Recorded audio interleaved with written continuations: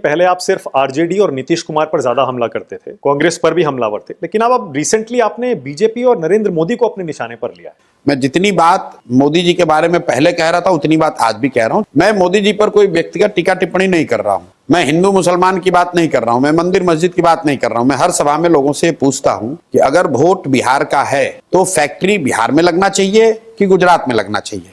लोग बताते हैं कि नहीं भैया, वोट हम लोग का है तो फैक्ट्री तो यहां लगना चाहिए। और फिर मैं पूछता हूं, अच्छा भाई, सभा में जितने लोग बीजेपी को वोट दिए हो, ये बताओ कि 15 साल में मोदी जी ने फैक्ट्री कहां लगाया? बिहार में लगाया है ज्यादा फैक्ट्री कि गुजरात में? तो लोग खुद ही कहते हैं गुजरात में।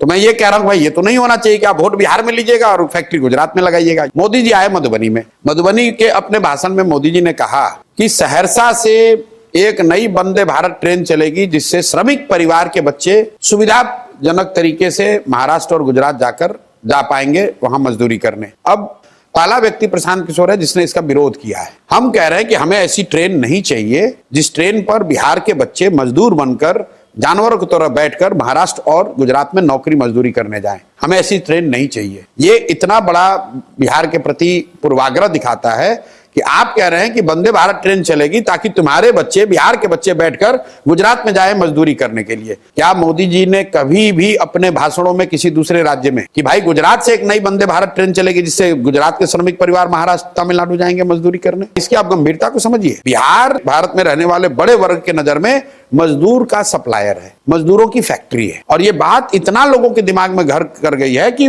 वंदे भारत का इनॉग्रेशन करते समय या घोषणा करते समय प्रधानमंत्री भी यही कह रहे हैं। मोदी जी का भाषण सुनिए गुजरात में।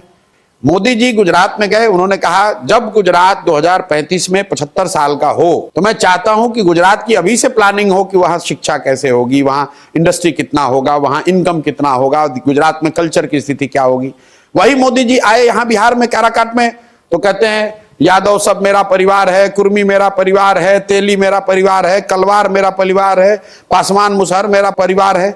अरे भाई, आप प्रधानमंत्री हैं, गुजरात में जाकर आप कह रहे हो कि 2035 में गुजरात कैसा दिखना चाहिए, और बिहार में आकर आप यादव, कुशवाहा, कोयरी, ब्राह्मण, भूमिहार की बात कर रहे हो। गुजरात जा रहे हो तो आप इन्वेस्टमेंट समिट की बात कर रहे हो, फैक्ट्रियों की बात कर रहे हो, गिफ्ट सिटी की बात कर रहे हो, धोलेरा सिटी बता रहे हो। अब बिहार आते हो तो कहते हो तुम लोग को 4 किलो अनाज दे रहे हैं भाई, 8 करोड़ गरीब परिवारों को अनाज मिल रहा है, इसकी गारंटी दे रहे हैं। आप मुझे बताइए कि क्या गुजरात में फ्री अनाज नहीं बट रहा है? 80 करोड़ लोगों को अनाज मिल रहा है ना, 5 किलो। बिहार में भी उसमें कुछ लोगों को मिल रहा है, लेकिन दूसरे राज्यों में तो आप ये नहीं कह रहे कि 4 किलो अनाज दे रहे हैं इसलिए वोट दो। तो बिहार में क्यों कहते हो भाई?